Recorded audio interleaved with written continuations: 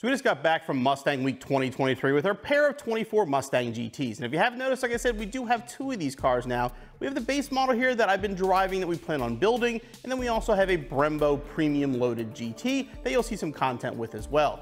Now down there, we had these cars at all the events and there was a ton of attention on the cars and a lot of comments. The two main things we heard from people were how much better they thought the car looked in person, and people asked me what I thought about it. How does it drive? What is my opinion of the 24? Well, now that I've had about 1,500 miles behind the wheel of this car, I have a pretty good feel of what the 2024 Mustang is. So let's talk about some of my thoughts. Before we dive too far into how it drives, let's talk about what we've done to this car so far. This is the one that's gotten the most modifications. This currently has an MBRP resonator delete.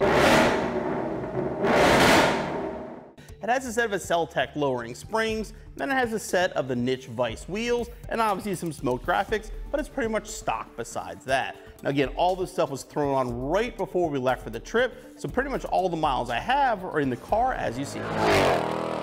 So how did the car drive? So our car is a 315 geared 10-speed, but it's a base. So the only option again is that 10-speed.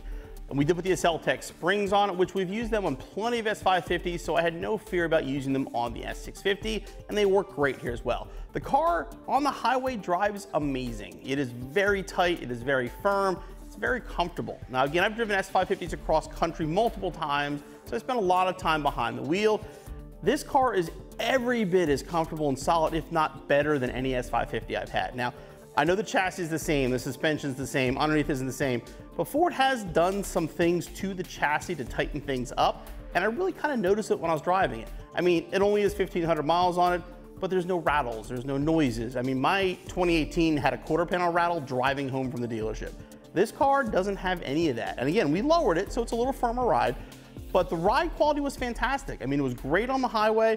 You could set the cruise and go, and it was very, very comfortable. Now, speaking of the cruise control, I was doing between, we'll say 75 and 80 most of the way down there. And it got over 27 miles per gallon, almost 28, which amazed me. I filled up for gas and I had almost 400 miles till empty, which I've never seen with an S550 before. Now again, I've had modified ones, but we took Cheesewood across country. We were getting like 25, which is still pretty good, but I saw a noticeable bump in the gas mileage with this car. Now, again, it's a 315 gear and it's a 10-speed, which makes it really rev low on the highway, but I was pretty impressed with the mileage I was seeing. Now, sticking with that 10-speed, I don't know if Ford made any changes. I'm totally just guessing here, but the 10-speed of this seems like it shifts way better than our 2018 ever did. Now, I have a 10-speed in my F-150 daily driver, and I always loved it. It was smooth. Half the time you couldn't tell it was even shifting. Our old Mustang, you could always kind of tell. It seemed like it was in the wrong gear a lot of the time. I don't know if they changed the shift schedules or what they did, but again, driving this as long as I have now, the 10-speed feels way better. Now, manual mode, it still doesn't shift fast enough for me. I wish it shifted quicker, but just driving around and drive using that 10-speed, the gear changes are very, very smooth. And when you get on the throttle, it drops to the right gear almost immediately. Again, I don't know what changes they made, but I do feel the 10-speed is definitely working a little better with the new car. Now, as far as the Gen 4 Coyote, we had the car on the dyno. You guys saw what kind of power it made. Everybody's talking about the weight differences and the power differences, whatever. It feels quick. I mean, I wasn't racing anybody down there. We didn't go to the track. We're gonna do that soon. But yeah, as far as what it felt like to get on it, it feels every bit as quick as any 10-speed 2018 through 2023 that I've driven. Is it faster? Well, the drag strip will prove that, but quarter-mile times, they're always gonna be subject to a lot of different things like weather, conditions, and everything else. But again, we do wanna get the car out to the track just to see, but driving around, again, it feels responsive and it feels pretty quick. All right, so let's talk about the dash now. And then obviously the screens are what everybody talks about with the 2024. Love them or hate them. The screens have a lot of information in them. And when you're driving, they're actually kind of nice. Now, I'll agree, outside looking in, especially our base model, it looks like a couple iPads were just basically bolted to the dash. I'd like to see like a finished panel behind them or something, make them look nicer, but not using them, they do kind of have that bolted on look. Sitting behind the wheel though, there's a lot of information in these clusters. And again, driving on the highway now, I used Apple CarPlay, we actually hooked up Android Auto, all that stuff works flawlessly.